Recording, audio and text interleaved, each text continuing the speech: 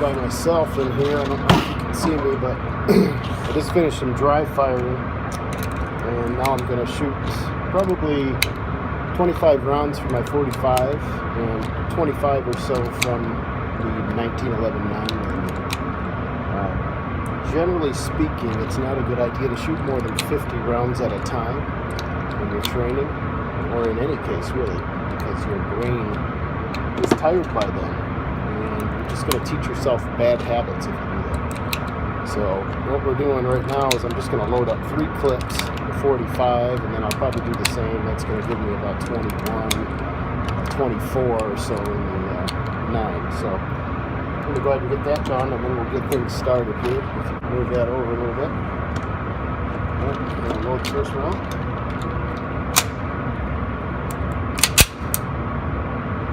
All ready? Out.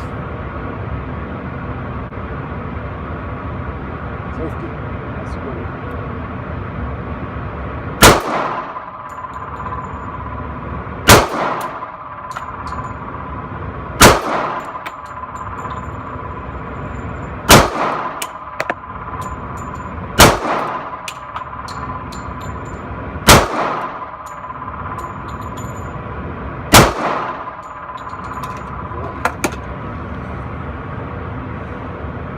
Bad grouping there. And I'm also pretty shaken up today because I had something happen at work, so I'm still kind of shaking from that. I can feel it. I'm going to try this, take a little time.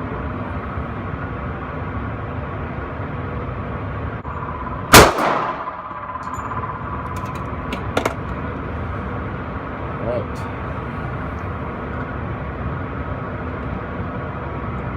Through a couple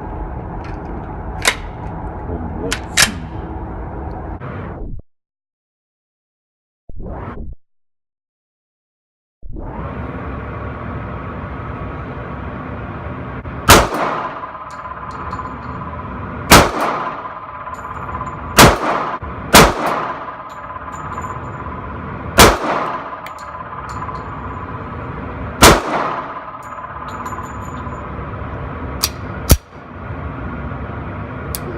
Bit of a stovepipe, maybe a little bit too much oil on the gun, and I am visibly shaking, but I'm probably doing just almost as good as I normally do.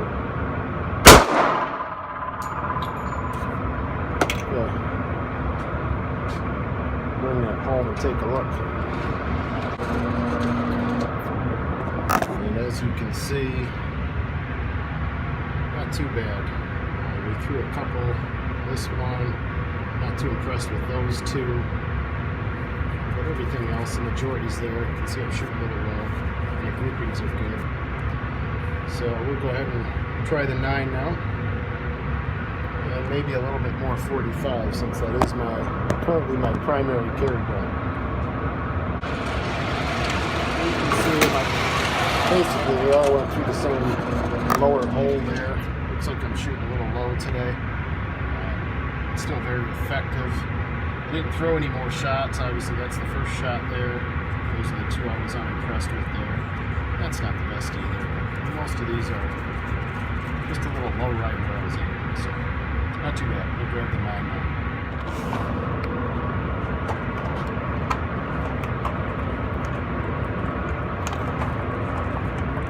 Let's be smarter than the box of ammo first. There we go. So same thing, I'm going to load up 3, maybe 4 clips at the most. I really don't want to shoot more than 50 rounds, especially when I'm kind of shaken up from what happened at work. It does make a difference, you know, but it's a good practice also, because in an event that causes adrenaline, you're going to be shaken up. So given the fact that I'm shaken up and I'm shooting a little bit worse than I normally do, is actually not that bad. It's still very effective. I didn't show you beforehand, but I did about 10 minutes of dry fire practice before I even loaded a clip up. They won't let you draw from your holster at this particular shooting range unless you're just dry firing. So that's what I was doing. It does help a little bit to do that. I mean, something I do all the time at home. I'll sit outside at nighttime. We have these little landscaping lights. and I will draw from undercover. Acquire the landscaping light as my target.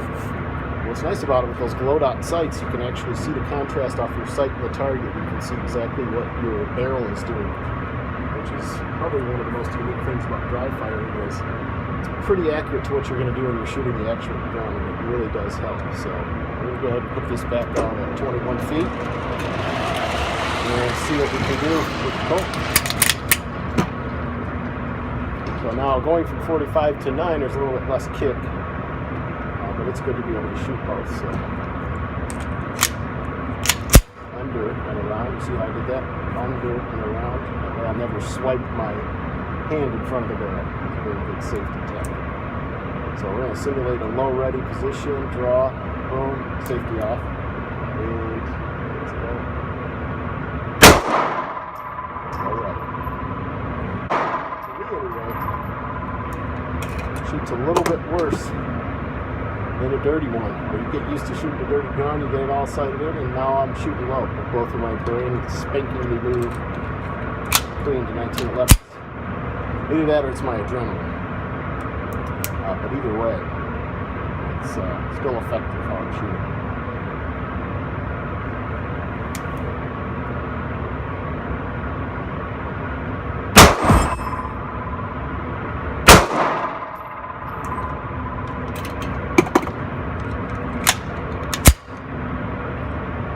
Always hit my chest when I rack the slide. It reminds me to go underneath and around.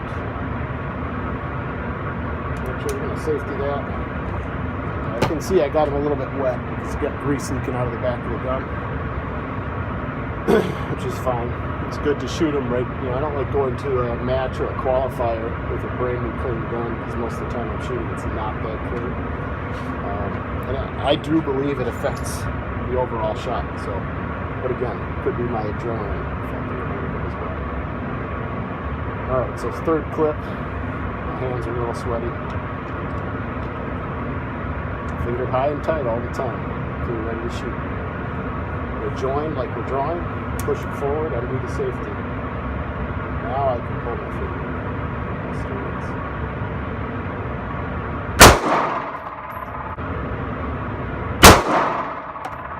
And even with shots hitting me in the head, in that little spot there where I went fast, I actually threw a couple. So I'm going to go ahead and shoot one more clip. Although I'm pretty well wound up still and I feel like I'm awake, my brain is probably getting tired of shooting. So just one more. We'll see how I do on that one. And then we'll call it a day. Time's probably almost up in here anyway.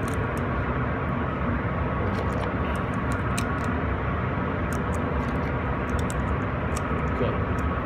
So far out of 24 shots, we've thrown 2 outside what appears to be a 4-inch target at 21 feet.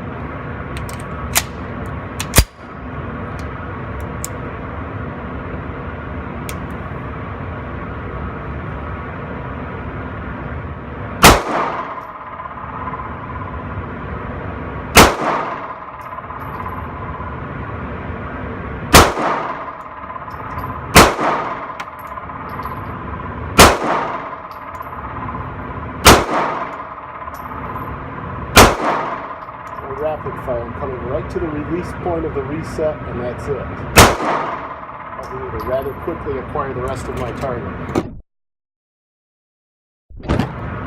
So there it is, through 2 out of 4 clips of 8, so not too bad. 2 out of 32. I should qualify okay tomorrow. This is RedBeard signing out. I'll show you the target before I sign out. How about that? Let's bring it home.